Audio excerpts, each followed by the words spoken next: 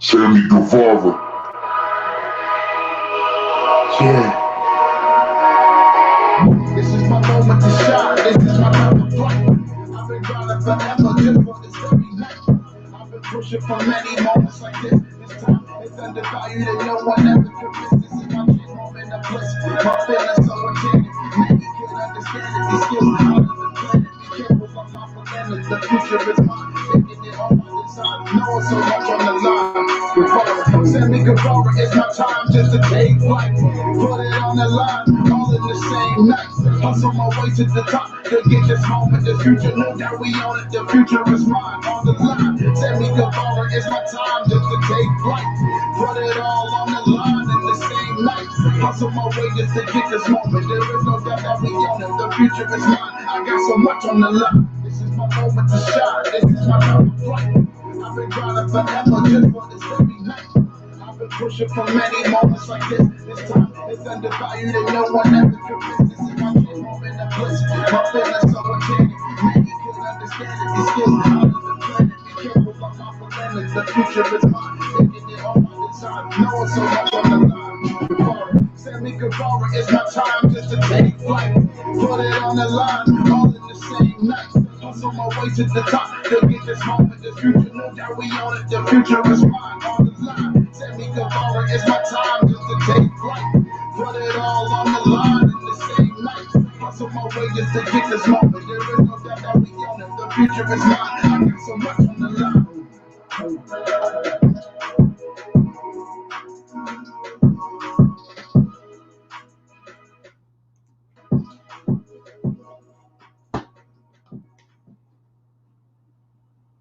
Fridge bro, that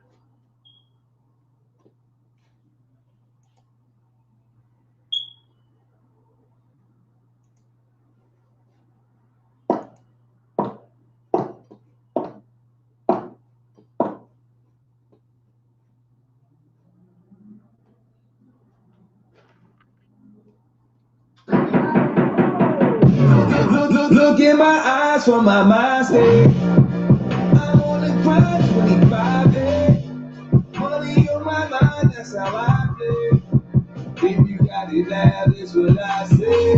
Hold up, hold up, back up, hold up, hold up, hold up. I'm on the move, I'm on the move. They say you're supposed to say not again to the point that they want to drop a pen. By the time you see it, I get out again. Know the party starts when I show up. Roll up, all glowed up. Grown up on the roads, bro. Some of the code and gold dust.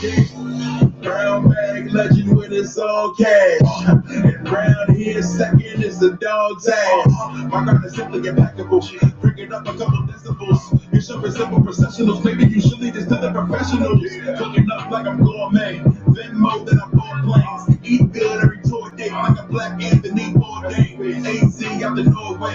Get it clear like a 4K. Killing mics is my forte. One-on-one, I fade a four-way. All day, they cannot see me. Never scared, so I talk free. But believe me, it's not easy. Ask Mickey, get my TC. We ballin'. Highlights on ESPN. Hardest worker up in any room you ever catch me in. Yeah. Look in my eyes for my mind state. I'm on the grind 25 days.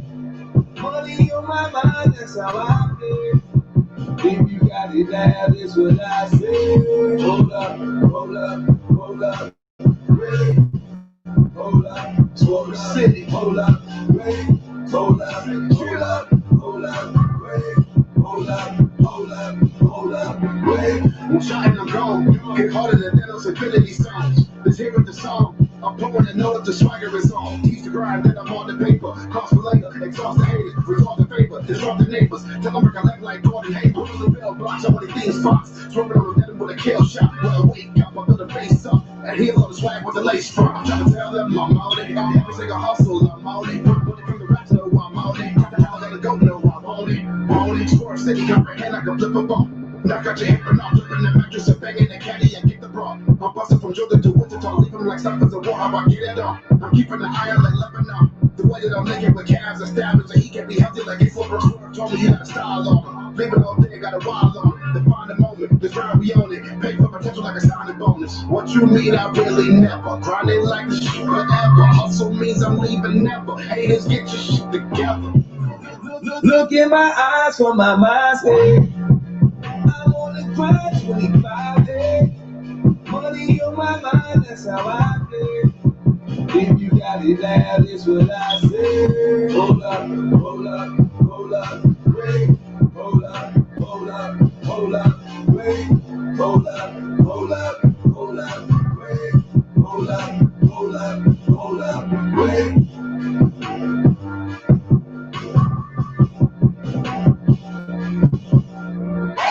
Y'all just up here like this. Let's do that. Yeah, we chopping people's heads off, man. You know what I mean?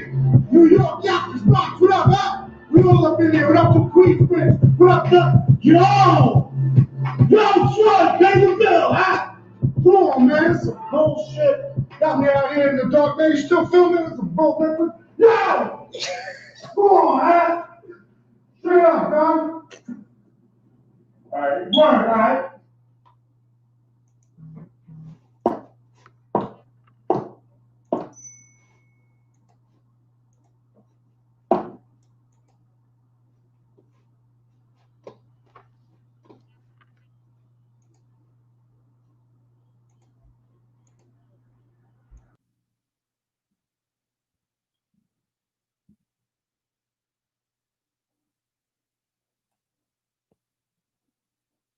Oh, what up? Welcome to another edition of the William Green Experience right here on YouTube. Coming to you live from the WGX studios once again. And that song you heard is Montezi featuring Mickey Fax and Isaiah Scott and Mega Man. That's the Swerve City music video, so make sure y'all check out the Swerve City podcast that's currently on the WWE Network. Shout out to them. And I'm here with a special guest. And I'm gonna tell y'all how I got to this episode. Because those of you who know me knows I do plenty of shows about mental health. And, you know, I've had different people who come on here.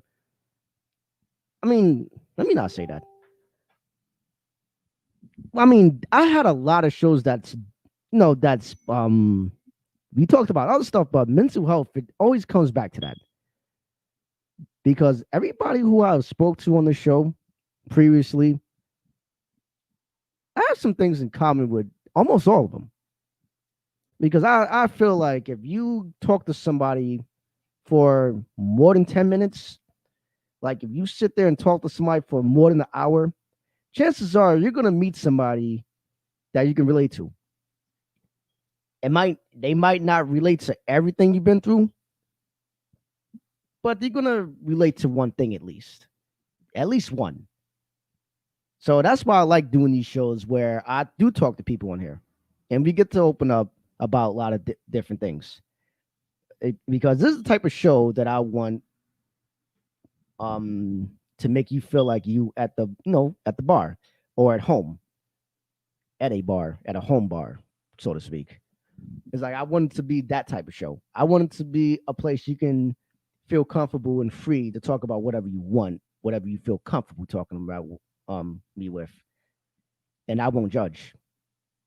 Other people might judge and look at you with a side eye, but I'm not going to do that because we all go through things. We all go through peaks and valleys in life. So nobody should judge other people for what they go through.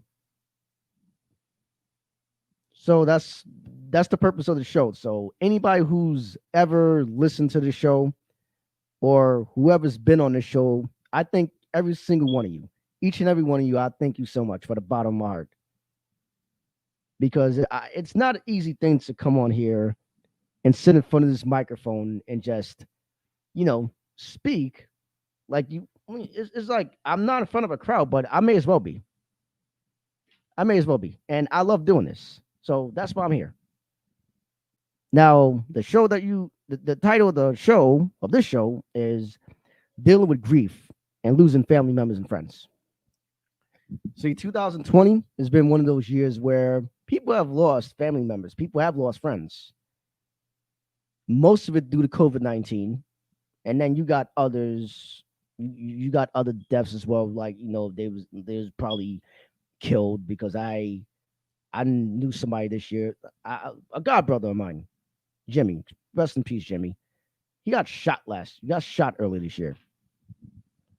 He got shot. I mean to say it like that, but that's just the truth. He got killed. Somebody killed him. Somebody took his life. So you got people getting their life taken either by way of COVID-19 or by way of some stupid idiot that's trigger happy. So they want to, put a bullet in you because they don't like you for whatever reason. They can't throw their hands with you. So 2020 has been one of those years, and I can't believe it's December. It's 2020 is one of those years where it feels long, but it's going fast, if that makes any sense. So for anybody who's lost a family member, for anybody who's lost a friend, I'm sorry for your loss, and I hope this show is a opportunity for you to, find ways to, deal with your grief, because it's not an easy thing to do. But here's how I got to this show. Here's how my guy Corey, shout out to him, not Corey Santos. He spells it with a K. And I'm sorry, I know you feel like offing yourself too. Not because I don't know if you lost family members. If you did, rest in peace. But if you feel like offing yourself, I'm guessing because your Jets haven't won a game this year. So off that's going to make you want to hang yourself too. But we ain't gonna talk about that. We ain't gonna talk about like often suicide because that's nothing to play with. I was joking about that, but sometimes it be like that. Sometimes when my teams lose, it makes me feel really uncomfortable because I know I'm gonna get trolled. Especially if you the type of person that talk garbage, you're gonna get trolled. So I know that I know he's going through it right now. But it's my other friend, Corey Parkinson, if I'm pronouncing that right. I don't want to butcher your name, so you could come on here and then when I bring you on, you can. I'm gonna ask you, did I pronounce that right? Because I need my glasses. I'm just reading off the screen right here. He reached out to me and asked, "Have I ever done a show? Would I do a show about grief and losing family members and friends?" And I said, "Sure," because I've done episodes where it's come back to mental health. Because as y'all know, I want to do social work. That's the field I want to enter. And part of that is listen to other people. And my end goal is to become a therapist because I want to help people like I was helped. So I believe people need to open up about, grief and how to deal with it because there's different ways people deal with it. You can go to drugs. You can see it. You can go for friends for counseling. You can have other vices. Most people just choose to bury it and be angry and just be this person. Well, I don't want to be around anybody because some people don't know how to handle death. And I can understand. I dealt with losing friends, but like close family members, not so much. Like, I don't know what it's like to lose a parent. Even though I lost my dad when I was 3 years old, but it's not the same. It's different when you knew the person and you got to spend time with that person, a significant amount of time with that person, and then that person, just gets sick or have their life taken, whatever the case may be, or they get into a car accident, or who knows. There's different ways people lose their lives every day. And it sucks when it's somebody that you're close to, and it sucks that you have to lose that person and you have to try to navigate life without him or her. But with no further ado, I'm gonna bring up my man Corey. Let's go, bro. Hey, what's going on, man? Thanks for having me. Oh, no problem. And how do you pronounce your last name? Parkinson. Parkinson. Okay. I said Parkinson. Parkin. I said Parkinson's, and I'm like, wait, I know there's no S in there. It's You have Parkinson. to, you have to My excuse me because I don't have my glasses on. Yeah, my mom used to say just like the disease. Oh wow, got Yeah, that's how got. everybody knows it though. So Yeah, I just want to like for you to like. I just want you to like tell the audience what made you reach out to me to do this show. um so I've seen your podcasts in the group that we're a part of, the sports analyst group. And I noticed that a lot of the podcasts recently have been on mental health. Right, So grief is, falls under the mental health category, and it's something that, everybody's going to experience in life. right, And maybe talking about my experience or your experience might, help other people go, get through it, or understand that what they're feeling isn't uncommon. right. And before you like start that, like before you actually start, tell everybody about yourself for people who don't know who you are. So I'm 33 years old. I'm the father of the four boys. Caden is 10, Devin is 8, Braden is 5, and my youngest son Adrian is 4 months, I believe.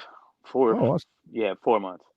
Um, let's see, I'm a diehard sports enthusiast, and also a journalist when I, you know, find the time. Right. But just a everyday guy, and feel that my story is no different than anybody else's. Uh, so Yeah. Crazy. I was gonna say something, but I forgot what I was gonna say. Yeah, like everybody, like you said, everybody unfortunately will go through a mental health crisis because every like we talked before we got on, everybody and everything is not going to be peachy keen, and correct. especially we talked about social media. We talked about how social media, like people like to embellish stuff on social media. People like to put parts of their life that's good all the time. They like to show that part. And what I notice about that is the people who do that, they go around and talk about like you got the people who embellish the stuff. You got the people who want to make themselves seem like everything in life is peachy keen. Then you got the ones that always post negative stuff on social media. And I think it's have to be a balance somewhere because it can't always be bad and it can't always be good neither. Because And I I think can't go ahead. I think like we discussed before the show is that everybody today is in such competition with each other. So if we're not as perfect as we feel that somebody else is, or we're dealing with certain difficulties or flaws, then we're going to be looked at a different way, like we're not good enough. And the problem is, especially today, people don't know how to just, I guess, accept when things aren't okay mentally. Like grief Yeah, is grief is something, like I said, we all experience, and there's no timetable for it.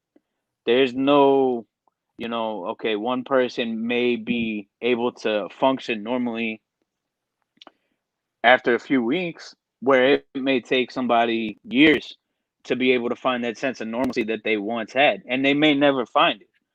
right. And uh, being able to talk about it, being able to understand it, I think could help uh, people get through it, because you're never gonna get over it. The only thing you can do is to get through it. Yeah. Yeah, like you got some people will probably be like get over it type of people, or you got the ones that will say, "Oh, if you don't like your life, please stay the f from around me." I seen somebody say that. I forgot who it was, and I'm like, why? Like that's harsh. It's like, how do you know if that person ain't going through some crazy shit? Have you ever asked them about what that person's going through? You ever Right. asked them how that person's negative? Or do you just like, my life is good, and if your life is bad, stay away from me? That it doesn't work like that. I'm sorry. I mean, I guess it works that way if you really not close with that person, but even still, like I feel like during a time like this, especially 2020, I don't think like I don't think there's people who are empathetic enough. I don't think there's people out here that shows empathy like it used to be. I It's like, think oh, get over it type shit. I think our culture's become desensitized to a lot of things. Yeah, Um, and especially as men, like we're supposed to be a certain way. Our emotions are supposed to be, buried deep, and problems are supposed to be covered up. And it's just not how things work. We're human beings with the ability to feel and to hurt, and in 2020 as a man, it's okay to not be okay. It's yeah, okay to be crushed or to feel like the weight of the world is on your shoulders and you can't breathe. It's yeah, okay to, struggle and just want to scream at the top of your lungs, and maybe you do that. There's nothing wrong with it. But society, and TV shows and uh social media and stuff like that, like if you even show a sign of weakness, then you don't fit. yeah, And I feel that only makes that makes the mental health issue in our country a lot worse. yeah, and yeah. People prey on. You're right, because people think that opening up means you're weak, or expressing yourself means you're weak. Like for the past 2 years, I've been seeing, and this is mostly coming from females. I don't know if you've seen it on your news feed, but have you ever seen a post that says "I'm not for the weak"? No, I've never seen that. I have, and I'm gonna tell you right now: if you see a post like that, if you see a female post or you see a guy post, but mostly females post this shit. If you see a post that says "I'm not for the weak," that person is toxic as shit, and you should stay away from them. That person is toxic because why would you go on social media and say I'm not for the weak? What does that mean? What does that mean? That it means that you're gonna um throw bows and throw punches at me if I express myself. What does that mean? I would love for somebody to come on here and explain to both of us and to the people that's possibly listening. Probably like like one person or whatever. I don't care how many it is, but I want them to explain to us how. What does that mean? You're for the weak. I'm sorry. You're not for the weak.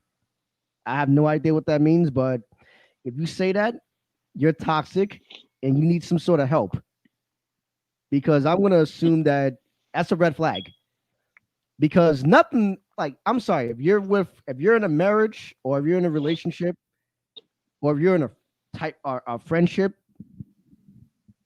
or if you're at a job, it's not supposed to be a toxic environment. So for people to say that, I believe that they're promoting toxic. I can't pronounce the word I want to say, but they want to promote being toxic. They think that's cool. They think whatever opposite of ratchet and opposite of toxic means you're weak. No, it's not that I'm weak. I don't want to take your bullshit. That's what it is. Like, have you? I don't know. Like, have you been in like past relationships where, like, well, they didn't say that specifically, but have you been in like toxic relationships before? And if you have, what did you do to leave that situation?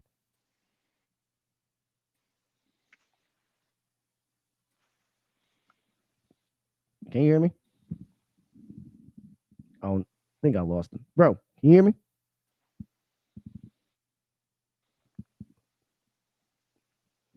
Can you hear me? I've been in per se. Yeah, Yeah, I don't know if you heard me, but yeah. I was asking, have you been in a toxic relationship, and if so, what did you do to leave it? I can't really say that I've been in a toxic relationship. I mean, there's been relationships that like I guess didn't fit or we didn't mesh well, Yeah. but basically it just played its course. Hmm. Yeah, I've been in a few myself. I've been in a few toxic relationships, and when I like when I was younger, I would stay with them because I'm basically trying to I'm trying to make it work. Right. It's like I'm trying to fit a square peg into a round hole, like you mentioned before we got in the air. That's what I try to do, and guess what? It only sets you back. It Yeah. only sets you back for what you need to do with your own personal goals. So the best thing you could do is leave it alone, and that's what it is. That's what it is with that. But it's like going back to grief, grief and losing friends and family. Um, like I said before, like before I brought you on, I mentioned I never really lost anybody. The closest person that I lost, honestly, let me see, and I was like old enough to comprehend it was probably my best friend Eric, because I looked like he passed away before I graduated high school, 2 days before I graduated high school. Like he had a seizure and he passed away from that. Like he had epilepsy, and they told me this a day before I graduated. The day that's because I graduated on a Monday. I found out on a Sunday, but he passed away on Saturday. So it was a lot to take in, and I didn't know how to process it. So um, have you lost people close to you, and are you still dealing with it? And how have you been dealing with it? I I had lost people in my life over the years, um, friends, distant family members. But last year, I lost my dad to cancer. Um, Sorry to hear that. I'd say that I appreciate that. I'd say that it depends on the day. It's even though it's been a year and a half, it's still very fresh. There, I'm extremely sad, and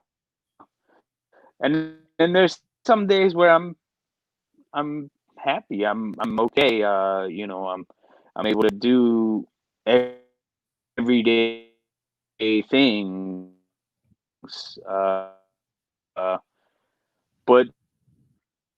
But the last year and a half's been a struggle. Um,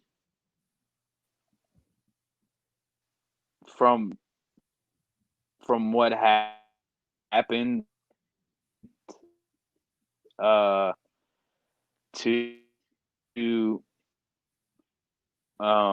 to this point, there was a time period where I stopped even taking care of myself.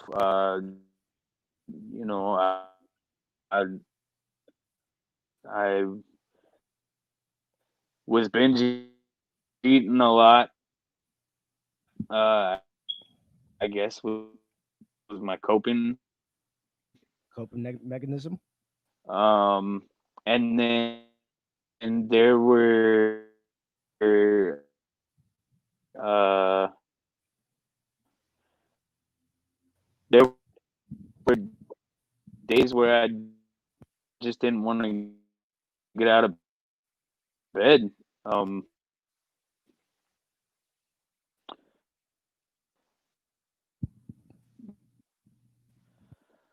not invincible as much as I thought my dad was. Right. Like, do you still feel periods of that, or do you still feel all that now, or was it when he passed away from like that time to like about now? Like, I'm sorry. Are you currently feeling that way? Are you still like binge eating and all that other stuff to cope with what's going on?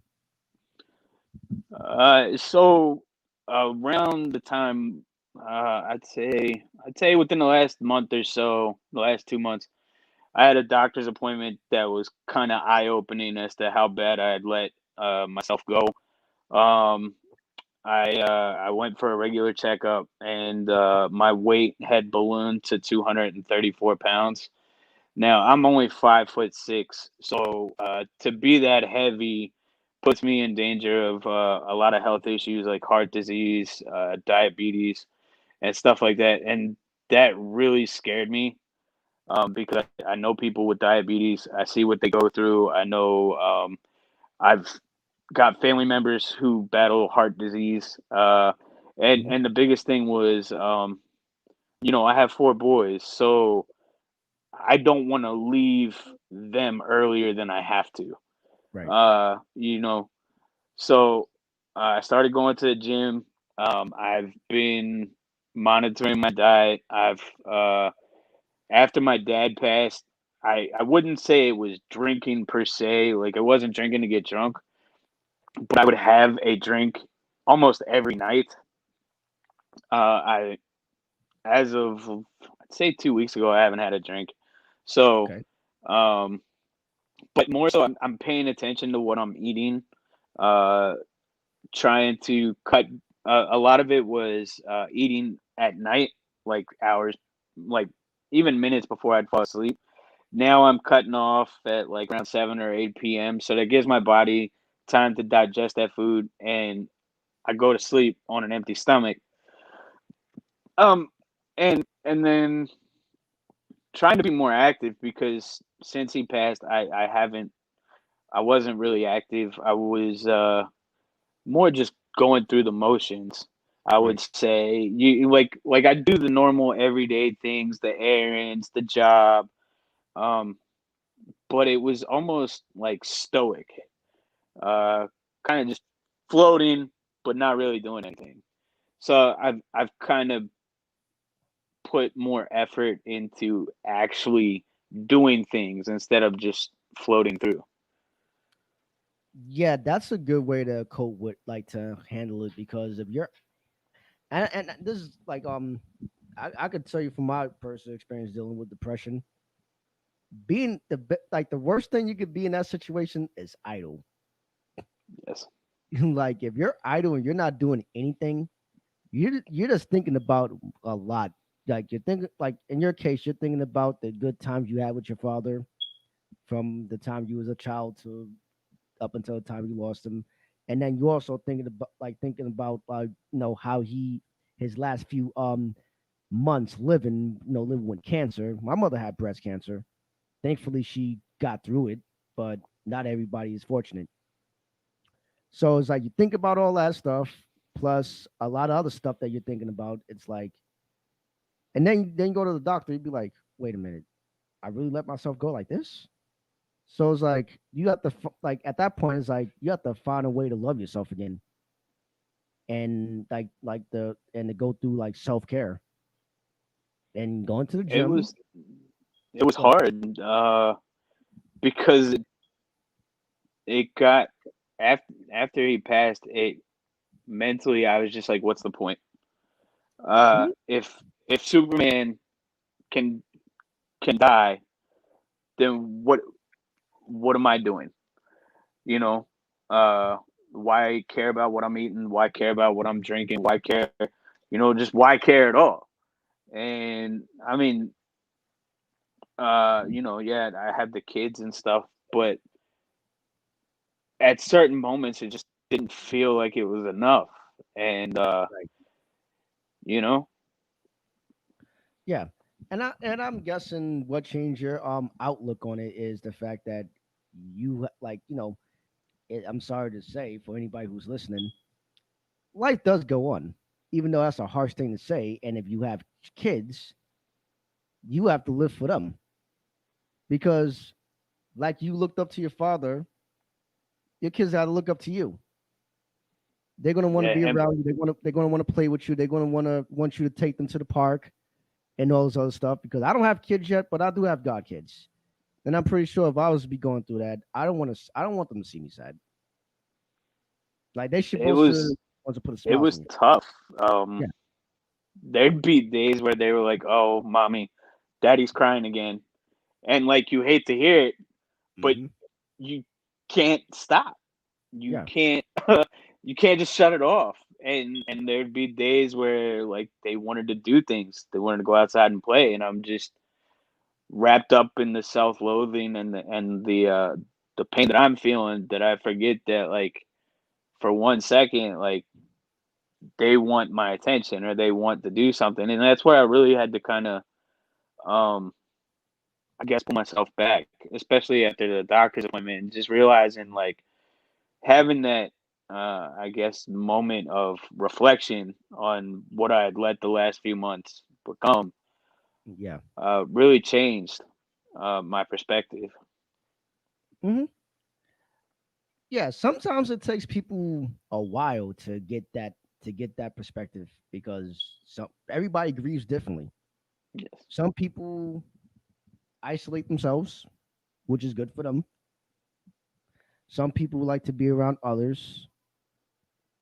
Some people chooses like drugs and alcohol to cope with whatever's going on.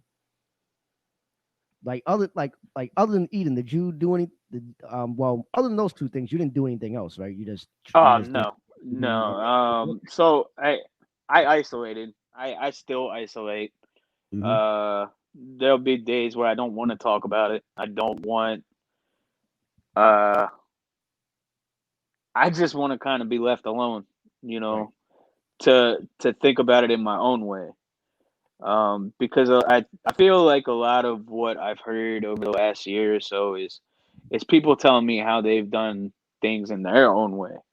Yeah. And that's fine. Like I appreciate the advice. You know, I appreciate people give taking a second to talk to me in that way.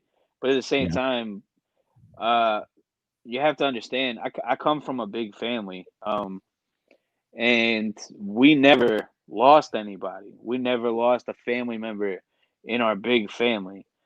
So, and to lose somebody that we all felt was indestructible, number one, but number two, uh, one of the greatest characteristics of my dad and one of the biggest impressions and lessons he taught me was to always show up no matter what it was in our lives, no matter how much work he had done that week, no matter how tired he was or just anything. You always counted on dad. You could always depend on him, no matter if he was mad at you, no matter if just anything. Nothing stood in the way of him showing up. If he told Right. you he was going to be there, he was there. And so to not have that one person that we all counted on, that we all believed would be there, um, it shook all of us because that was the one constant we all had. Right. Yeah. Yeah. I actually agree to that because when you're in a big family, it's hard to just hide. Right. It's really hard to hide, especially if y'all all live in the same house or whatever it is. It's like people are gonna just try to get your attention, and you're not gonna want to be bothered with them. So it's like an overwhelming feeling. It's like you're just trying to, you know, hide something. Like come to think of it, the I guess the closest family member that I did lose that I've known since I was born is my aunt Gloria.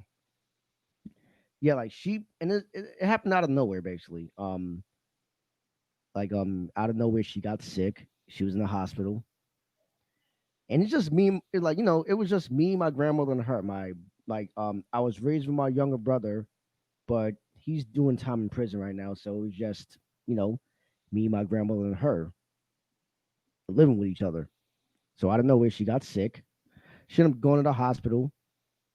and she was in the ICU for a few days, and she passed away, and I had to be the strong one. Like, I had to help with the funeral arrangements. I had to help out. I had to tell family members what's going on, and then after all that, that's when I broke down and I started crying because I was like, I've been told by people and especially my grandmother that I'm a strong person. I just didn't see it that way.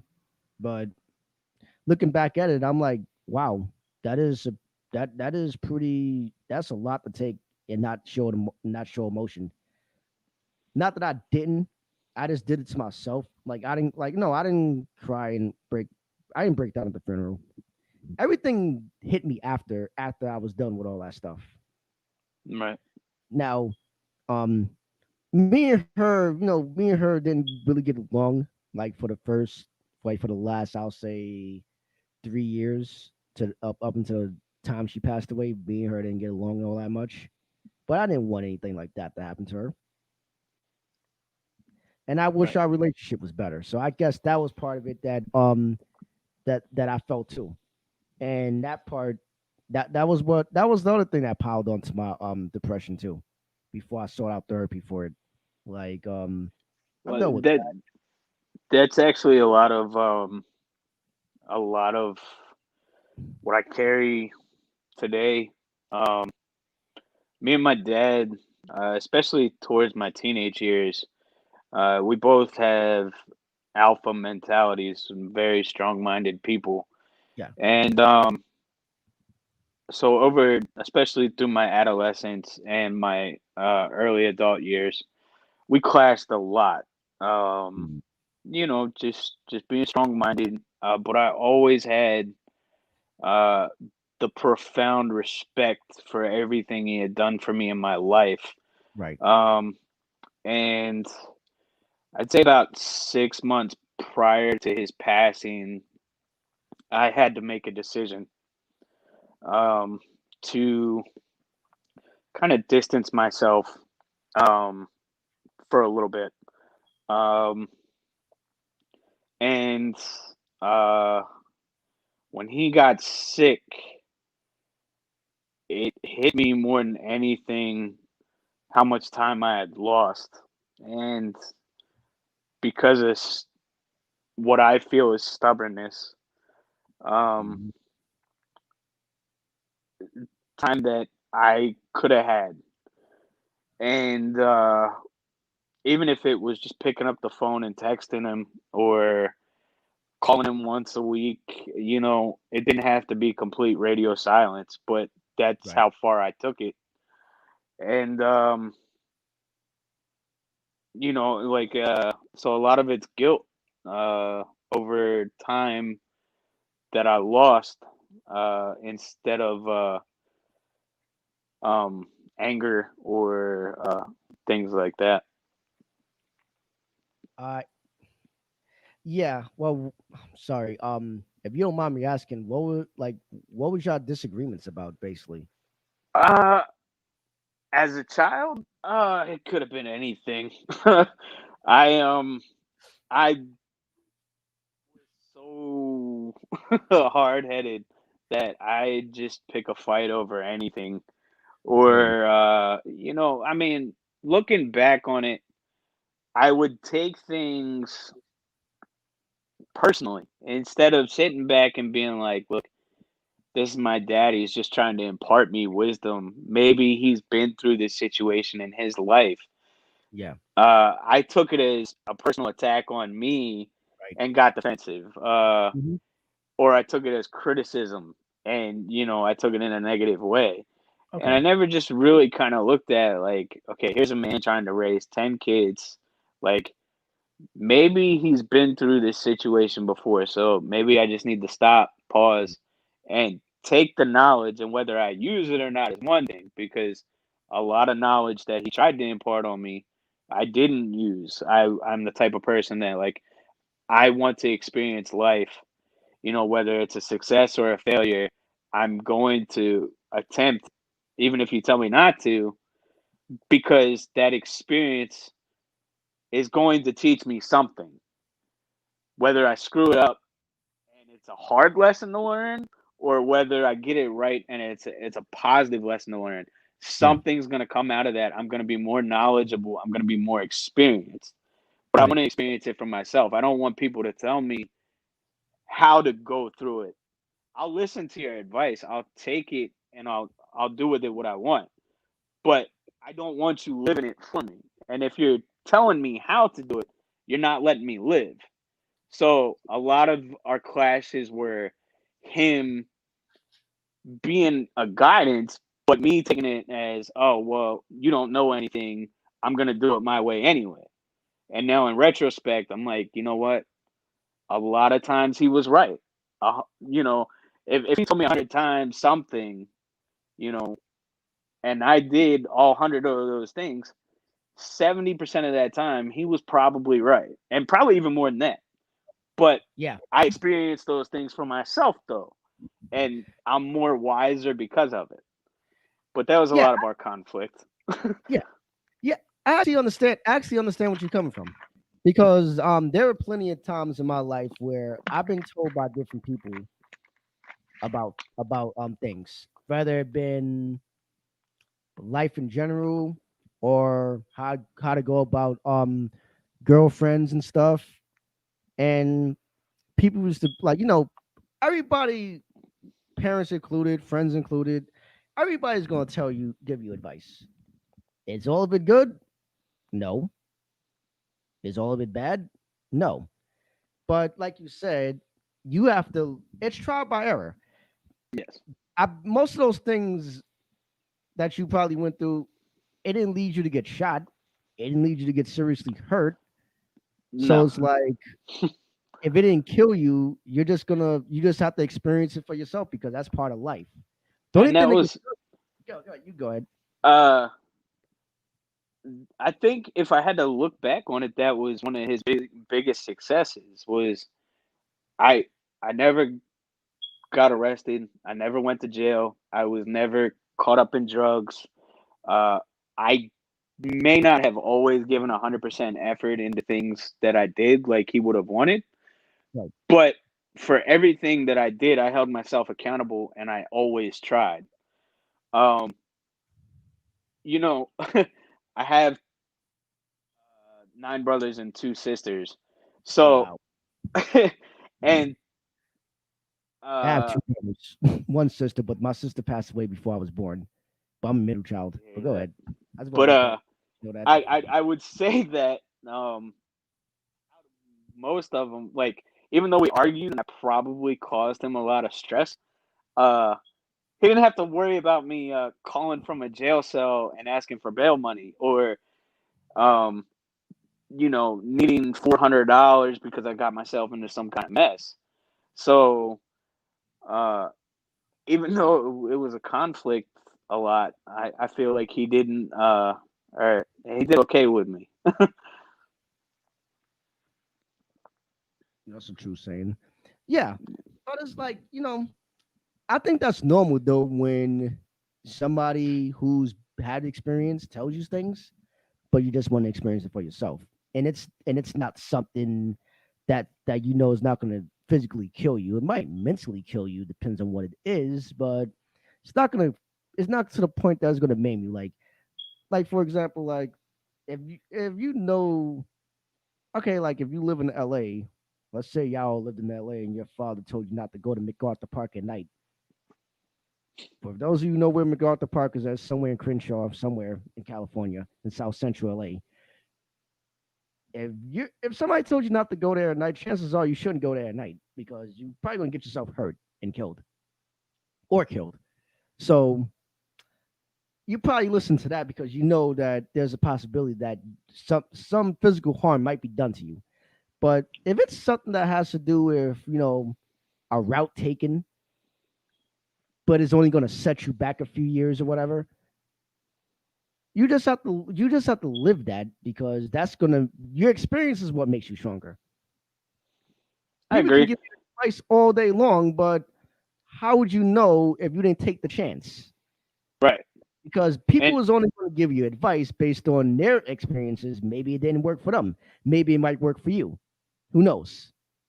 So right, I think that's where the conflict with you and your father was at, because you had one way of doing it, he had another way, and he's going to tell you about his experience. In the long run, he might be right, but one of you was wrong, and one of you was right all along. There's always that chance. right. There's always that chance. Yeah, I So, can remember we had an argument one night. Um, it was his 50th birthday, so it was about 9 years ago, and I was 23, I think 22 or 23, and then we got into an argument on the phone, ooh, um, because I needed a ride to work, and okay. I felt entitled to a ride. Like, hey, you're my dad. You have to give me a ride. Like, I'm going Mhm. to lose my job. I have a kid to support. And so we're driving down the interstate, and we hit somebody who tried to run across the highway on foot. Ooh. And I can just remember my dad trying to maintain control of the car as we came to a stop, because as soon as we hit, glass kicked out. Uh, it was just the airbags deployed. Mm. Um, so he maintained control of the car, and we pulled over. And I remember immediately feeling guilty. Like, this is his birthday; he shouldn't even be driving. So I asked him if he was okay, because the glass kicked right out in his eyes. Um, and then I immediately got out of the car because he asked what we hit, and I said I think we hit a person. Oh no. So I remember running back to the guy and calling 911. And long story short, the guy passed away right there at the scene. Well, And I just remember for the longest time, I mean, even to this day, like, if I hadn't argued with him, you know, on his birthday, uh, he wouldn't have been driving the car, and we wouldn't have killed somebody, essentially. Um, Now, you're not supposed to be on a highway running across three lanes of yeah, traffic. I was gonna say, yeah, I was just about to say that. It's like if you're running on an interstate, if you didn't kill him, or well, your dad, because he was the one driving, he didn't kill him, somebody else will. So it's like you really can't dwell on that, because it's like you can't control that. Right. Even though in your mind is like, if we wouldn't have did this, well, no, there's a cause and effect to everything we do in life. Yeah. Like you got into a car because you wanted to drive you to work. Maybe he would have never hit that guy. But you have to think about it like this: if you didn't, somebody else probably would have. Yeah. Because it's like he could have got the guy that got hit, could have got you two killed, because one of you is to try to avoid him, try to go into another lane, and then collide with another vehicle. It could have been worse than that. But Yeah. at the same time, it's like I guess I know the feeling, because if you feel like you could have avoided something, then it's like, damn, I feel like I'm responsible for this. But it's like at that point, you're like you're over thinking it at that point, because it's like, yeah, think about it, like think logically, like yeah, think logically too. In Yeah. hindsight, think logically. At that moment, I know it was hard for you to think Yeah. At about. that moment, I mean, number one, it's his birthday. Like, the Yeah, last thing he should be doing is driving his 23-year-old son to work. yeah. Hmm. And then for the rest of his life, he didn't want to even, hear happy birthday. Um, but like, that goes back to him showing up Yeah. whenever whenever you needed him. He was there, Hmm. and at that moment, I needed him, and he showed up. Yeah. And how did he handle that situation? Because I think I would freak out. if I was to drive somewhere and hit somebody, that's my fear about owning a vehicle, especially in New York City when you got different types of people running across the street and they're going so damn fast that it's hard for you to even like stop. Like, how did he handle that mentally? Because that has to be a lot. So, uh, immediately at the scene, after they told us both that he had passed, after the EMTs had told us, and we had been there for a few hours, Okay. um, he was shook. Um, probably the most quiet I'd ever seen him. And then we never really talked about it. Uh, which was kind of a big deal for me, because I had a hard time with it, especially because I felt he blamed me for putting him in that situation, uh, and never sitting him down and just talking to him about it uh, was rough, um, because I did want to at least let him know how I was feeling about how it transpired. Right. And uh I mean, but he went, I think maybe he took like 3 days off of work and then went right back to, I mean, he drove past that spot every day, um while he was working, and you know, but if it bothered him in a way, uh he never showed it. He never talked about it. And that's just who he was. He didn't let you know things were on his mind, or that he was uncomfortable or he was hurt, and this is who he was. Yeah, I think that's a lot of the older generation. Like me and you talked before we went on the air about what Skip Bayless said about Dak Prescott. He said that him coming out to talk about his mental health was weak. I believe that's how he probably saw it because a lot of the older generation will look down on people. Well, not look down, I should say. They have a very skewed way of handling stuff. It's like they think that it's best for them to harbor it and not show you that it bothers them. I mean, if I was to hit somebody with my car, I would feel bad about it. Like hell, when I was 8 years old, I hit another little kid with my bike. I felt bad about it. Like, I definitely know that he was remote. I mean, so the police determined that the person was trying to commit suicide, and that's how they chose to commit suicide, was to jump in front of traffic. well, I knew that. Um, I knew that as soon as you told me. That's but obvious. I knew he was really sympathetic towards the family and everything. Yeah. But I think more so it was, um it wasn't so much a machoism type of thing. I just feel that he didn't know how to talk about those things, because his generation, men are supposed to be strong. They're supposed to carry the weight of the world on their shoulders.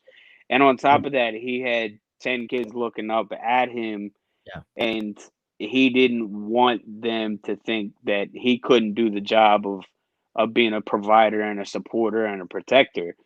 I don't think it was necessarily him feeling like it's a weakness, as opposed to just not being able to approach it and get through it verbally, rather Yeah. just trying to rationalize it in his head. Yeah. Not at all. Like, no, I didn't suggest that at all. But like, when Skip Bayless made that comment, I don't think he meant it like that neither.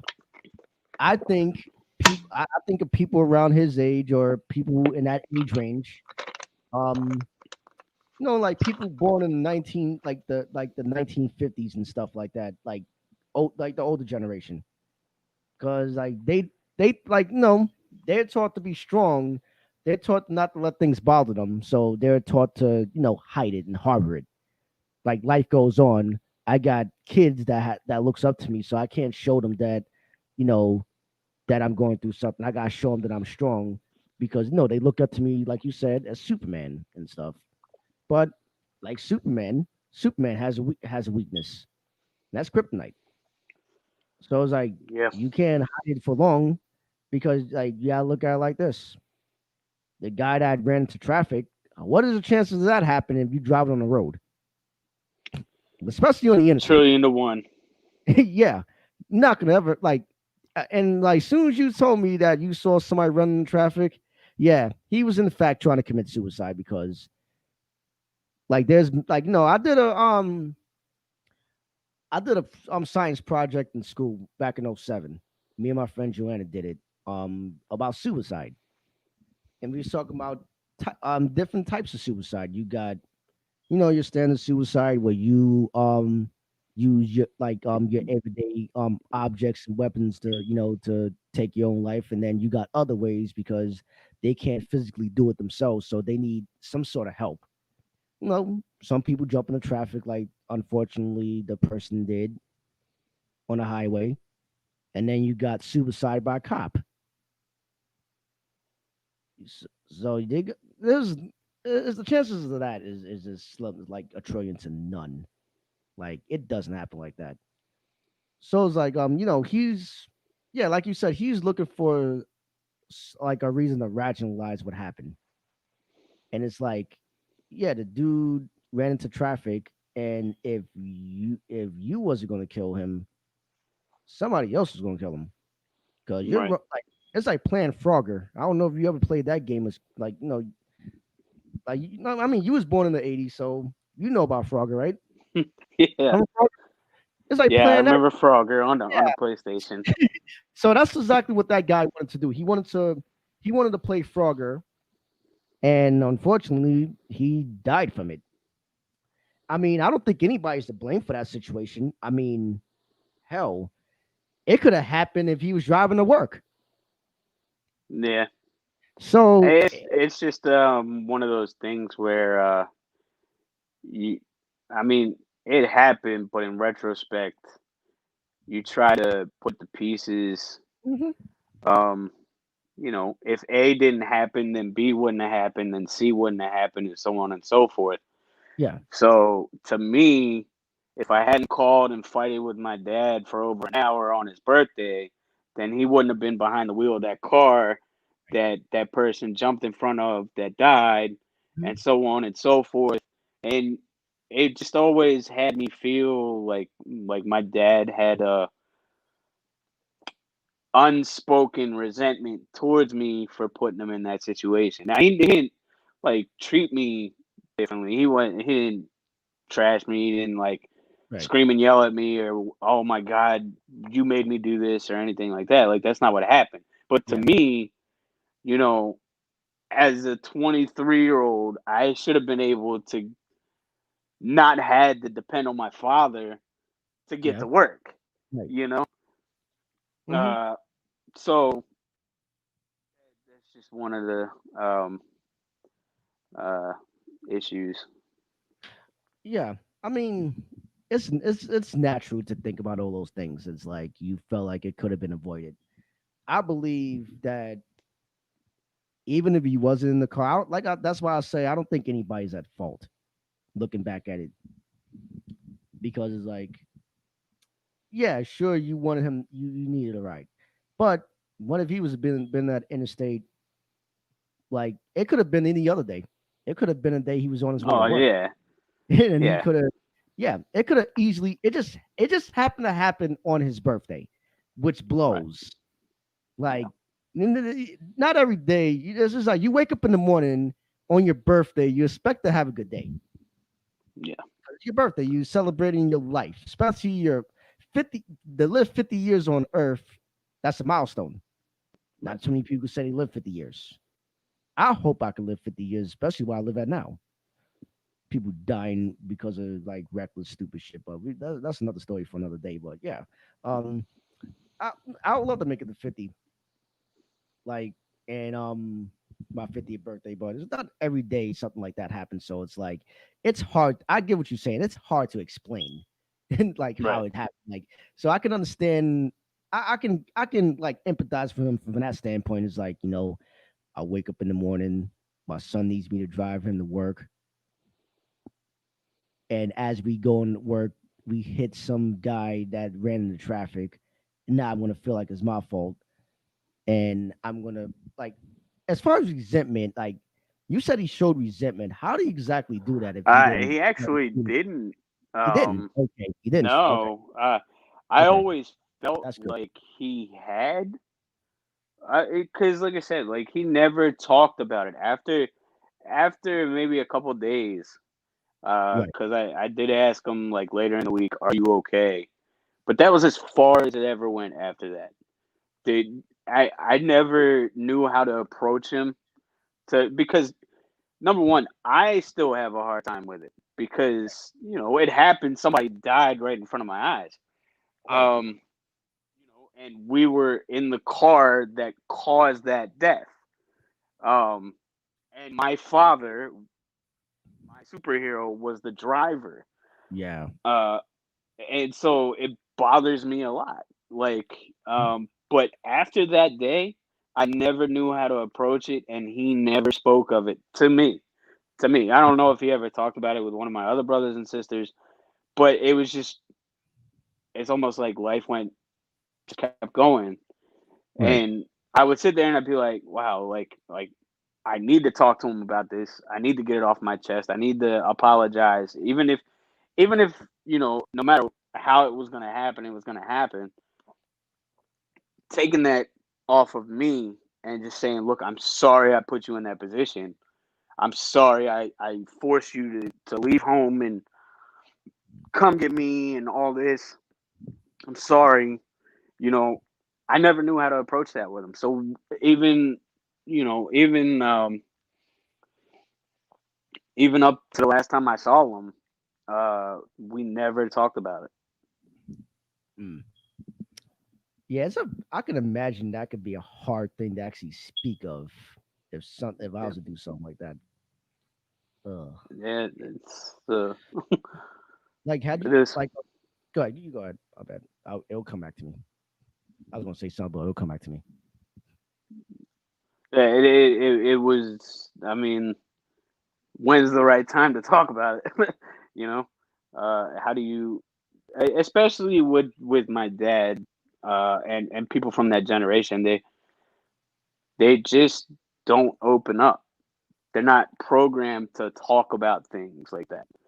Uh, and especially with him, he just never wanted us to know, what his personal feelings were or his emotions. We're his kids. He's Yeah, he's he's showing us, that he's got this, yeah, regardless of what it is. He's got it. So how is he going to talk to us about it if, yeah. even though he knows he doesn't have a handle on it, but he wants us to think he has a handle on it? Right. Yeah, I think that's how most older folks are when it comes to that. They wanna Right. they wanna pretend like everything is peachy keen to the kids, but really what's going on is deeper than what they show. But it's okay to I tell everybody it's okay to talk about your problems. It's okay to be vulnerable and all that stuff. It's okay. It's not Now, weak feelings. I think towards the later few years of his life, it came out in other ways, from being bottled up. Um, and that eventually caused the division between us for a while.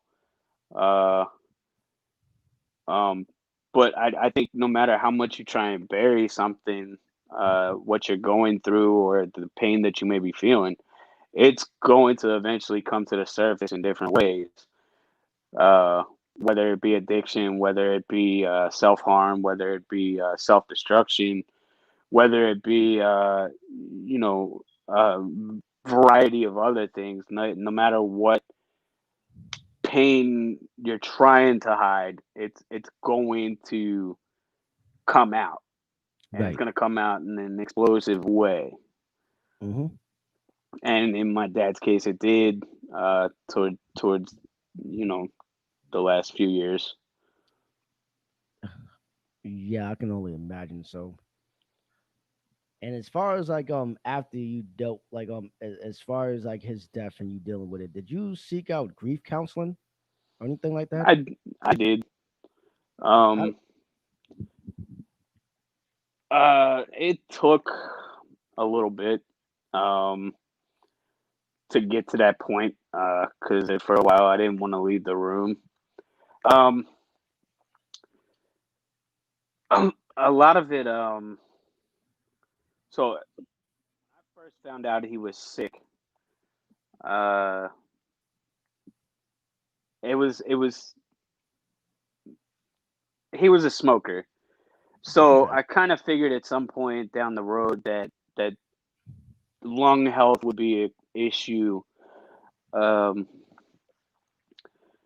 but when he first got sick, I thought it was cake work. My dad got this; he'll be all right, And then we're gonna reconcile, and things are gonna be good. And I got another 30 years with my dad. Um, and then when he got sick worse the second time, uh, that's when I started to kind of fear the worst. Um, so uh, my girl implored me to go see him. And at first, I didn't want to see him in the hospital. I had never seen my father in a hospital bed. I'd never seen him. I mean, he would get sick from time to time. He'd brush it off as a cold. He'd still go to work. He'd still, feed the kids. He'd still pay, everything. He'd show up at the practices. He'd cough for 2 weeks, and it was just, oh, it's a smoker's cough, whatever. Um, so I sat back and debated on it for a couple days because I couldn't really look him in the face after not seeing him for 6 months and not talking to him. And um,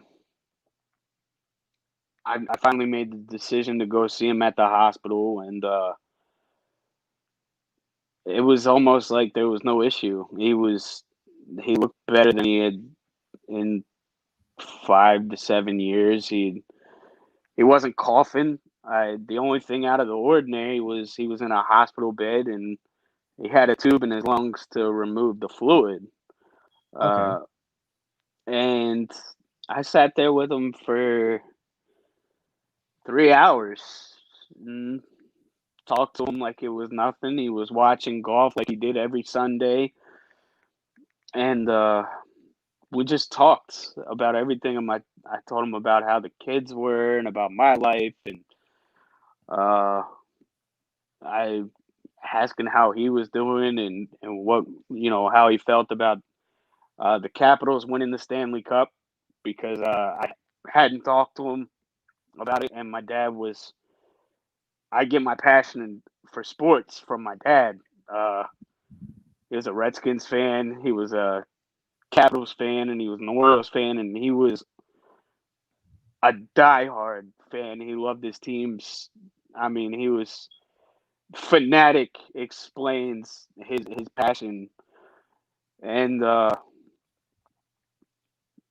doctors came in, and he was fine.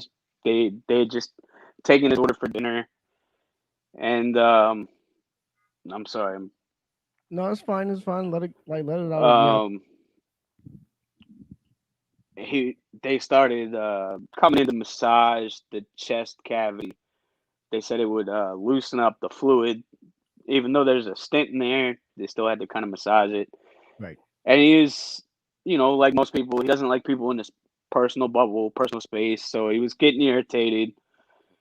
And I said, "Okay, Dad. Well, I'll let you be, because I know they're gonna get on your nerves." I said, "But um, let me know what's going on, because at this point now I'm scared.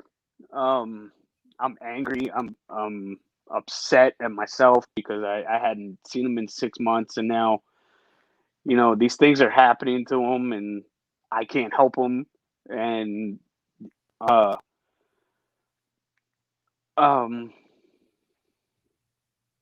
he said, "Okay, Corey, I'll text you When I get out of here, I'll let you know what's going on. And when I left, when I was leaving the room, I said, "I love you, Dad," and that turned out to be the last thing that I ever got to say to him. And that was the last time I got to see him while he was alive. Was in a hospital bed. Uh, not in the greatest of mood when the doctors came in and everything. And so the whole process, he passed away a month later from an aggressive cancer. Um, the grief was more anger at myself and guilt more than grief because of just all that time. So I isolated for a good while. And it got to a point where I didn't even want to be around my kids. Not because of them, but I just know because what you was going through. You because didn't you know how, can't you would have talk protected to out of them them. about it. You can't tell them how They you're don't understand feeling. that. Mhm. And it just got to a point where loneliness was the best comfort for me Mhm. because there was nothing that was going to make me happier. Nothing was going to make me smile. Nothing was going to make me, jump for joy. Uh, you know, um, the hardest thing I've ever had to do was walk into a funeral home and see a man who was larger than life to me, was everything that a superhero embodied. Mhm. A person who fed me, who clothed me, who was at every practice, who was at every accomplishment, every failure, who uh you know who didn't have to raise me. I wasn't biologically his. Okay. And um through the 28 years he was a part of my life, my mom and him were on and off. So he Right. didn't have to stick around. He didn't have to give me a home. He didn't have to put food on my plate, but he did. And um having to see that man, number one, at the wake, just laying on a table, not alive, was hard enough. And then to be at the funeral and see him reduced to a, a pine box, it's Mhm. broke me in ways that like I can't explain. It made me, one of my biggest fears is my own mortality. I know it's inevitable, but it scares the hell out of me every day. You know, um, and that made it more real that a Right. person that I felt was indestructible was gone at 57. To me, that's it's not okay. That doesn't fit in my rational world. How 57? You should be just starting chapter 2 of your life. You shouldn't be dead at 57. You know. Yeah. I get So what you're saying. Go ahead. You could finish up because I was gonna say something that caught that like that was that that got to my mind about my own father.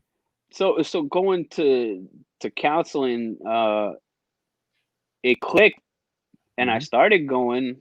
Um, and then the counselor I was seeing left. Mm. Uh, 3 months after I started this grief thing. So I really, that's where the coping with the food and stuff came in, was because at that point, now my counselors bailed on me, and I wasn't talking with my family actively at the time, so I couldn't turn to them. And my girl was pregnant, so I couldn't, like, I could talk to her at times, but at other times I just want to, like, keep that burden because I know you're pregnant. You're dealing with your stuff, and we got the kids, and you can't just stop everything for me. Hmm. Uh, so when it came to the grief counseling and stuff like that, after I stopped going because the counselor left, it became food. It became ice cream, pints of ice cream at night. It became fast food, uh, and junk food in all hours of the night, and um, it finally just hit a tipping point where like I felt the only way that I was going to be able to really get through this, and not really get through, just navigate through it, was to reconnect with my family, and that's helped to an extent. But even then, it just feels like it'll be a never-ending thing. Right. That sounds like a whole lot to process, especially somebody like you have kids and you have a girl that that depend on you. So it's like it's very hard. I can imagine that'd be very hard to like try to process that because like you don't want to put the burden on them or on her because she was pregnant at that time. So it's like you felt like you really couldn't go to anybody. Did you go to a friend? Did you try to talk about it with like any of your friends, your close friends? So I have a couple friends that I turn to at times, but for the most part, I shut myself off from everybody. Uh, and I still do. Um, and they'll know things are bothering me or like that I'm dealing with it. Uh, but I don't go in depth. I don't because I don't feel people understand. See, it's one thing for people to tell you, how to grieve, when you lose somebody. It's Right. another thing when people tell you how to grieve losing a parent and they've never lost a parent or they've never lost a very very close family member. And more so than that, it you can't tell another person how to go through the worst pain they're ever gonna feel. Right. You know, I mean, heartbreak is one thing. To lose your parent, especially number one, so unexpectedly, Mm-hmm. so and so sudden, and it's there's no roadmap for that. There's no uh how-to guide how to get through this. No, Do it's not. what you just do it to the best of your ability. Yeah. As I Um, said, I don't mean to cut you off because I don't want to lose this thought, but yeah, like I lost my dad when I was 3. And at the time he passed away, he was 33 years old. But 33 I now. I'm about to be 33 in about 26 days or so. So it's like I can't tell you how to grieve because when I lost my father, I was 3 years old. How the hell am I supposed to process that? I know Right. nothing about it. Hell, the earliest memory and the only memory that I have of him, honestly, is him and my mom, well, specifically him pushing me in a swing when I was about 2 or 3 years old. The only reason I remember that because like the swings here, well, New York's and the parks here in New York City were metal. And I specifically remember that. Like Hmm. it was a park right across the street from where I live right now. He was pushing me in a swing. That's the only memory that I have from him for him. But I guess what I also tell people is be blessed that you had your father or had your mother like raise you because I do envy people who had their parents in their life, both of them. Because that's my Yeah. ultimate dream. I wanna raise my kids if I have kids in a 2 parent household. I want to give them stuff that I didn't have. So Right. it's like I just tell people I don't tell them how to grieve, but what I do tell them is think about the think about the happy times that you have with this person, Right. opposed to you thinking about the turmoil that y'all probably had leading up to the to his death and what have you. That would be the only advice. But I understand what you mean by feeling that nobody understands because most Now, people don't. now Some I can specifically remember the first time I met my dad.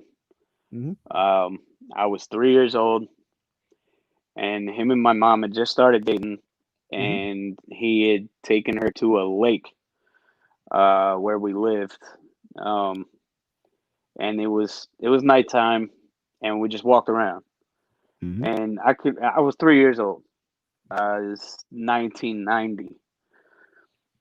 I Mhm. can remember, I do remember the good times. I remember how he used to call me Pumpkinhead because my mom would get us these bowl cuts in the 90s, and they were the ugliest haircuts in the world. I And remember that haircut. I think I had one before too. You ain't every the only one. time, every time I got a haircut, he would call me Pumpkinhead for weeks. And I can remember I was 8 years old, and he Mhm. had this blue blazer that he cherished. Yeah. And me and my brothers and my sister, we got in it and we're playing in it. And I took it out of neutral, and it rolled down this hill that we had right into our shed in the Ooh. backyard. And my sister, who was maybe a year and a half, 2 years old at the time, went right into the shed in that blazer. And my dad come home, and he just gave me a look like, I'm sure he was pissed. hey, he didn't even say it. I didn't get spanked. I didn't get yelled at. Nothing. Nothing. We got evicted from the house, and I still didn't get spanked.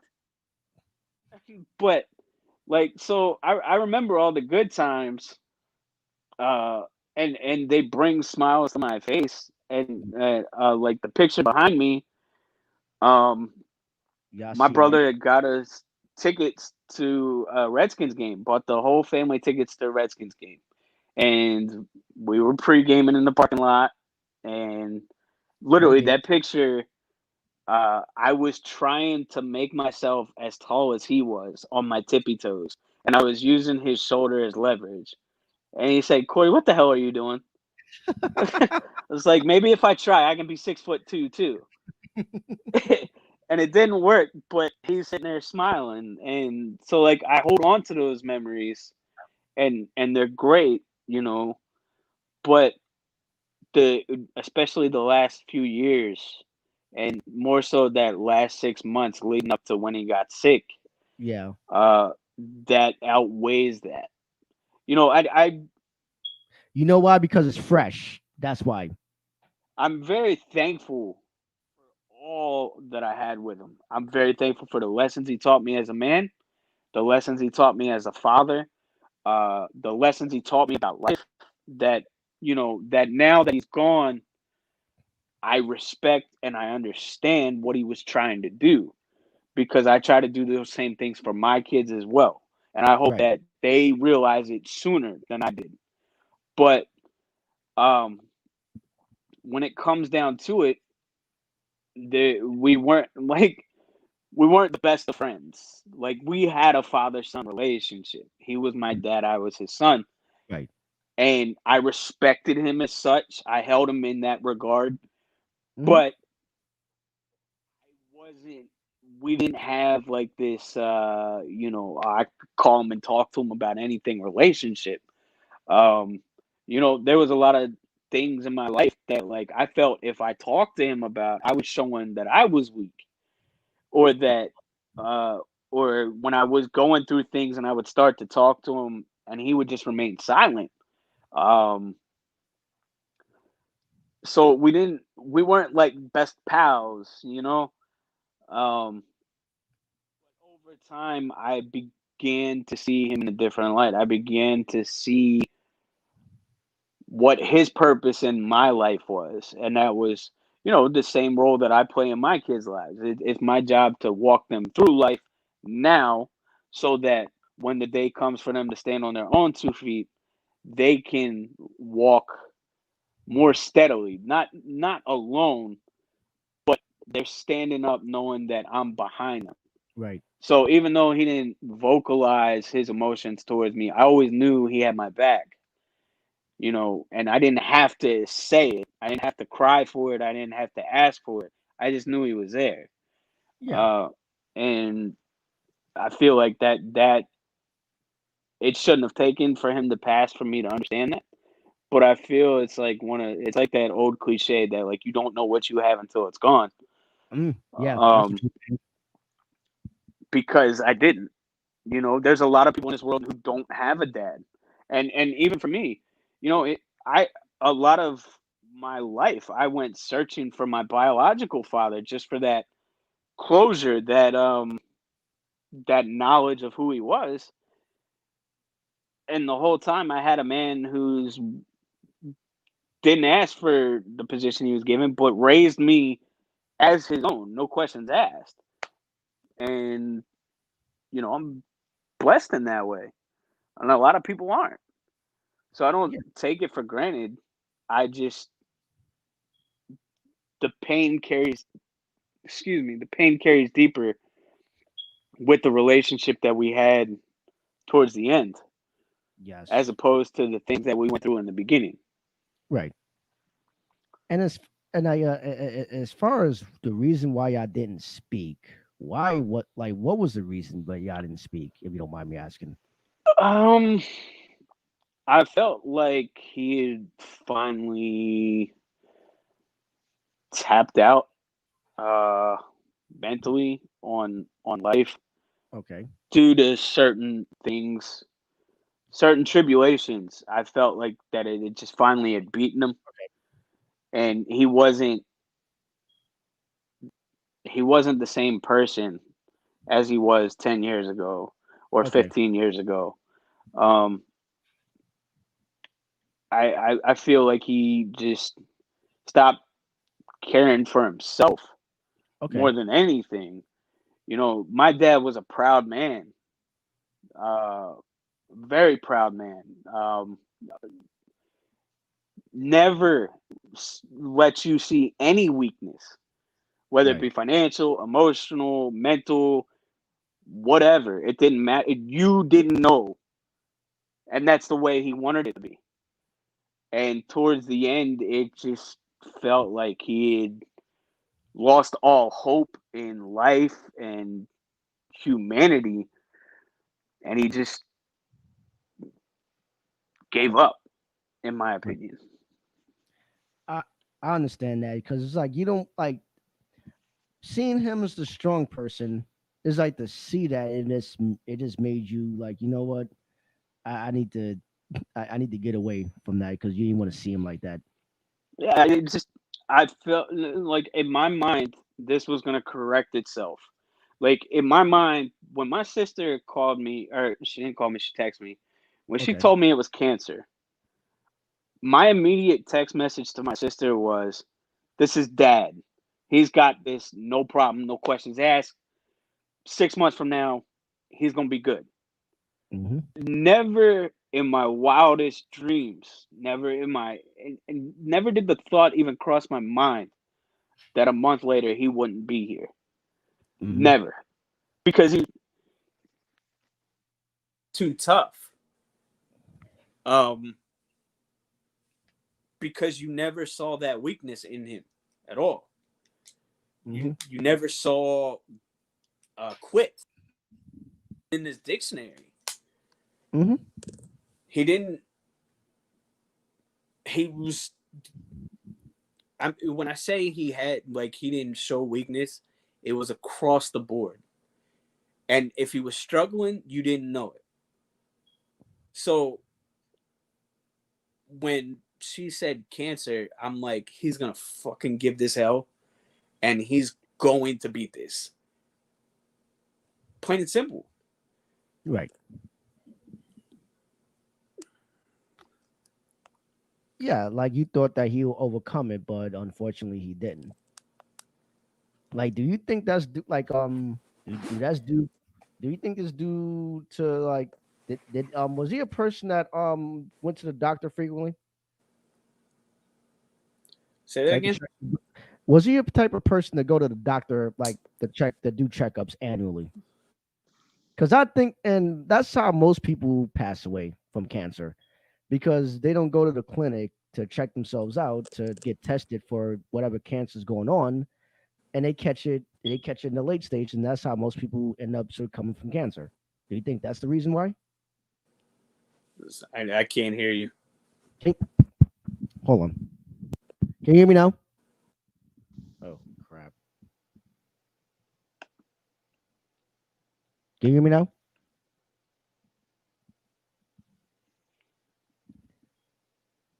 You can hear me?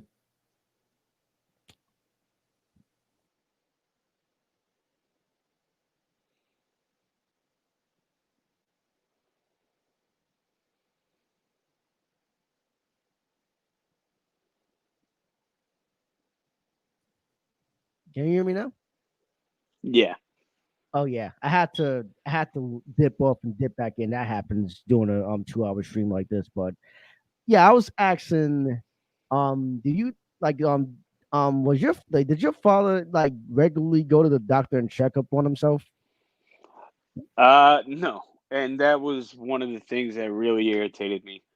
Um, I can remember when him and my mom first got together, he had just had knee surgery for some knee issue that happened when he was a child. He had to have reconstructive surgery Oh, later okay. on in life.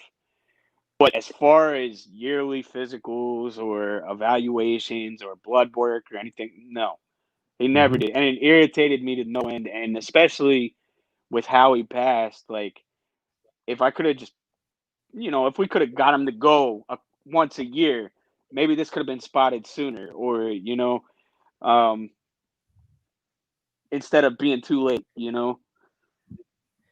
Yeah, that's what I was alluding to, because I noticed a lot of, but like a lot of men, particularly, it goes back to what you said about like men have to like take our health seriously, especially physical and mental health. Yeah. I feel like not a lot of us goes to the doctor to check up on ourselves. So I agree with you. I believe that if he was to go to the doctor, it would have this probably could have been prevented. Not to say that it's his fault that he passed away from it, because we don't know what chemo could do to you, because that stuff is powerful. But usually, if you catch it in the early stages, you could treat it easily. Well, that was one. So his mom passed away from an aggressive cancer that had spread to her lungs too. Um, about I'd say 9 or 10 years prior. Hmm. And so it was the same scenario where it was an aggressive cancer that spread to the tissue around his lungs, um, and basically just squeezed on his lungs. But one of the things, like, it may not. He had told one of my brothers that that he wasn't going to do chemo. He had saw what it had done to his mother. So if it had gotten to that point where chemo was needed, he wasn't going to put us through that. Okay. And then I can also, my mom had told me that he had also told one of my brothers towards the very end, when they were going to a doctor to see the X-rays of the mass and everything, that he was going to fight like hell, but that we had to prepare for the worst. Yeah. And um, I think stubbornness and uh, just not wanting to know for years, because he, like I said, he was a smoker for 40 years. So, I'm sure in his mind, he's going to go to the doctor and the doctor's going to be like, look, you need to stop smoking. And he's not going to want to hear that, however many times over 40 years, set in his ways. Uh, Yeah, it's like and me trying to tell my mom to put a cigarette down, and she's been smoking since she was 11, and she's right, 63. right. Yeah. Like, the doctor's going to give you the big spiel, cigarettes Yeah, cause cancer, cigarettes cause, emphysema or COPD. yeah, And he just wanted to avoid that conversation. I'm sure that's exactly why he didn't go yeah. for That's why years. many of us. That's why many people don't go when they have a habit like that. Yeah. I think it's a natural thing, because like People don't want to be told what to do. yeah, They don't. You don't want somebody making 100,000 a year to tell you how to live your life. Yeah, especially the people that's like, I'm pretty sure the doctors that was telling them, I'm pretty sure they was years younger than him. Probably, Yeah. probably. So it's like, I don't want like you like little boy, get out of here. Yeah. And is and just the generation he grew up, the oh, I'm not sick, oh, it's just a chest cold, Yeah. when in They'll blow up. reality he's got pneumonia or bronchitis and Yeah. probably needs some antibiotics. But that's just who he was, just headstrong. Yeah. Yeah, like that. Yeah, that's a lot of the older generations, and that's a lot of the men in general. Because men, not to say it's macho, I think that's a overused term. Because I don't think we're trying to be macho. I think it's just, I think we're like, I think we were taught from when we were little kids to be tough. Like somebody said on another show that I listened to, forgot what show it was, but if you really think about it, girls when they fall down, they go up to them, they'll like coddle them, be like, oh, like my dear, everything will be okay. With boys, man, brush it off, boy. It's just a scrape. You brush it off, you'll be alright. I think a lot of it is evolution, Yeah. and with the cavemen, men were the hunters, and I Hmm. mean, even through the Middle Ages, excuse me, to the Revolutionary War and so on and so forth, men have always been the strong, the hunter, the I guess the rock, if you'll Yeah. put it in those terms. And now more so in society, it's kind of an even playing field, you know, Right. Hmm. and but yet men ourselves, we hold ourselves to that standard instead of looking at it like, hey, we can be okay, to show a weak side or to show some emotion or to have some struggles. We hold ourselves to, look, we got to bottle this in. We got to suck it up. We got to do this. We got to do that. When in Yeah. actuality, we're no different genetically. The only difference, there's slight differences, but inside, everybody's got emotion. Everybody's got uh, the capability to love and hurt and understand and feel pain. And our generation is slowly swaying that pendulum to be able to let ourselves feel it and be open Hmm. about it. Yeah. Whereas in the 60s and the 70s they weren't. It was man up. Yeah. That's the common phrase, man up. Man up.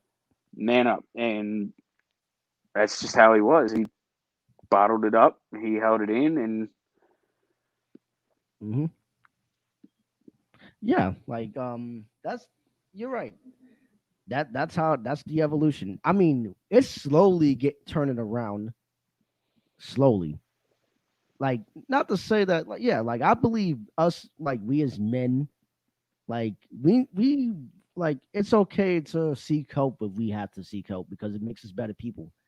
Because we already like we have to unpack the stuff that's bothering us. We can't keep it bottled in because that's not healthy.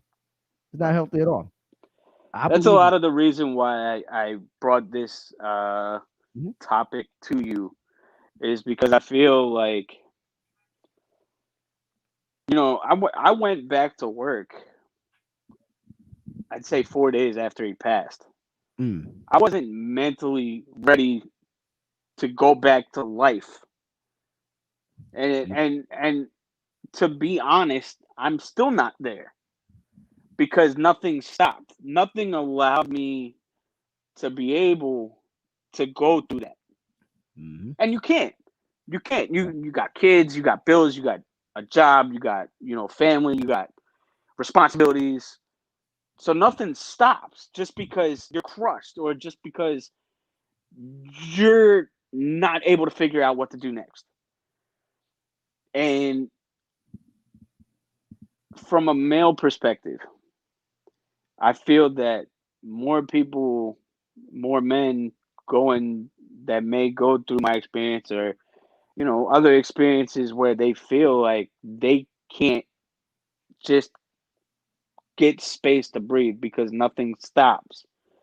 Yeah. Needed to hear that, that one way or another it's gonna be all right. Hmm. It it's gonna be okay. And it's okay for you to say, look, I'm fucking broken. Yeah. For excuse my language, You can cuss. It's fine. but I'm broken. Yeah. That's the way to explain it. You have this this life altering moment, and it changes you in a profound way. And as a man, I'm okay with saying that I'm not okay. Hmm. Yeah. And you have to. You have to be fine. You have to admit it's okay to say that you're not okay, and it's okay to seek help. You could go to a therapist, or you can go to friends that you believe understands where you're coming from. I honestly believe that, I guess, like, some people feel that they don't like other people don't understand, but I feel a lot of times they don't know if they understand you or not. Because you, a lot of times when you shut people out, a lot of the times you don't know because you never asked them, you never brought it to their attention. Maybe they might have lost a family member. They probably just never told you. You hit on something right there. When I shut people out through this Hmm. whole process, I've shut everybody out, Yeah. and very few have noticed enough to send even just a text and say, "Hey, are you okay?" Right. You know how much impact that might have if people close to me, you know, friends, whatever, took a second, maybe on a random day, and just said, "Hey, are you okay? Are you are you doing okay today?" Right. Instead of telling you how to get through it, just being like, "Are you okay?" Hmm. That could change a really shitty day into a hell of a better day. Yeah. It could. Yeah, like, because it's like, yeah, like, I said it on another show. It was a kid that I knew, and because I'm a type of person, I always want to help people feel better if they're going through a bad time. So I try to, like, I try to reach out to him, but I guess he felt like I didn't understand his pain, so he kind of shut me out. But the way he did it kind of a condescending way, like, "Oh, you don't understand," but you never asked me, do I relate to what you're going through? You never asked me. You assumed. Right. People look at other people and assume things because I guess the way they carry themselves, they don't carry themselves like they're depressed all the time. Because some people know how to hide pain a lot. It's like I had some stuff happen to me in my life. Like, I've been viciously picked on. Lost my dad when I was 3. Then, like, I felt like a whole outcast. So I didn't let that affect the way I carried myself. So I guess with that, he thought he figured I didn't understand. But when, like, just like, me and you talking on this for 2 hours, we have a lot in common. Some stuff you shared with me off the air that you said that you wouldn't get into, and I understand. But me and you have a lot. Me and you have a few things in common, and it wasn't just us speaking for 5 minutes. We've been on there for almost 2 hours. Right. And I do appreciate you coming on here to tell everybody about this, because it's not an easy thing to unpack, especially to somebody you probably, like, you never really met in person before. We met on a page, and we're the same age, so Right. it's hard to come open up to somebody the same age as you, because it's like, like, how do you feel they relate? But at the same time, it's like we all relate somehow to Yeah, somebody. You just need to talk to them to find out. You I just agree. can't, yeah, you can't just assume, oh, well, this person looks like this, so he might not go through nothing. I'm like, you don't know. Nobody knows. Like, Right. like people, like, as far as, like, when they talk, like, hmm, something comes to mind. Um, what's this guy's name? Chester Bennington, the guy from Lincoln Park. Yeah. Not many people was saying how much of a coward he was because he took his life. Talking Yeah. about, oh, if I had this, like if I had money, or like I would never do that to my kids. I'm like, okay. I I forgot what's his kid's name. Like he was on the sports analyst page. He actually did some like forgot his name, but he commented on a post where I said something about Chester Bennington because I was getting on everybody for trying to shit on him because he took his life. Everybody was saying, "Oh, well, if it was me or if I did this," they was using the word me and they was using the word I. But it's not about you; it's Right. about him. So why you personalize it, talking about if you was him? Guess what? You're not him. So Yeah. quit telling people what you would do because you're not him. You don't know what that man is going through. Just Right. because you have all this money in the world, that don't mean that your life is perfect. Like Right. in Robin fact, Williams. in exactly, a lot of you see a lot of people that I've spoken to, and a lot of people I've listened to that know, like other millionaires and stuff. They tell me that they're the most miserable people, Yeah.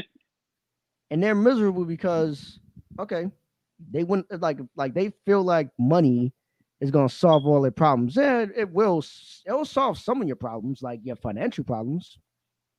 You could be able to do whatever you want, but then you have to think about this. You're gonna be getting a lot of people come in your face, like a lot of people that want to be your friend. So it's like that weighs on you. You're questioning everybody's motives. So when you question everybody's motives, you're gonna be like, okay, why is these people here? Well, why I'm getting all these women? Is it because they think that I look good, or is that they want my money? Why do I have all these friends? Because they think that I'm a cool person, or is it because I have all this money? And Right. then you start to question all that stuff, and that's what and that's when you got yes men in your corner and wanting you to do a lot of shit because they know that you're the meal ticket, and then they're gonna go to doing drugs, gonna go to doing alcohol to the point that they're gonna end up killing themselves because they think that these friendships that I form are fake. Right. Even some of the genuine ones, they're gonna think that's fake too. So they don't know who's their friend, who's their enemy. So that's weighs heavy on their mind. So they end up taking their own life. So that's so when people say that millionaires are most of them are miserable people, I believe that. I really believe that. Based on the pattern of of what will go on. Because if I was winning the lottery night right now, or if you was to win the lottery right now, I'm pretty sure that you're gonna have some family members call you up talking about, oh Corey, don't you remember when I used to change your diaper? How the fuck I'm supposed to remember that shit? You get the fuck out of here. Like get out of here with that, you lying fuck. So it's all that shit. Nobody really wants the stress of dealing with that shit. So people just like interpret things. They want to assume things about other people, but really they don't know what it's like to live in their shoes. Yeah, But it's true.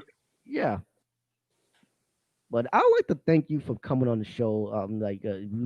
We almost out of time. I think we should do a part two to this. I'd Yeah, definitely be down for it. yeah. Basically, I think what I'll probably do is I'll probably have people come on this stream with us to talk to the both of us, so they could tell us how they dealt with losing either a parent or a friend or a close family member. Because I feel like everybody needs to talk about this, especially the shit that's happening this year in 2020 with everybody losing somebody. Yeah, for sure. Oh my god! But I appreciate you having. God, I'm stumbling right now. I appreciate have you coming on the show and opening up to me. It's the William Green Experience right here on YouTube. You have a good night.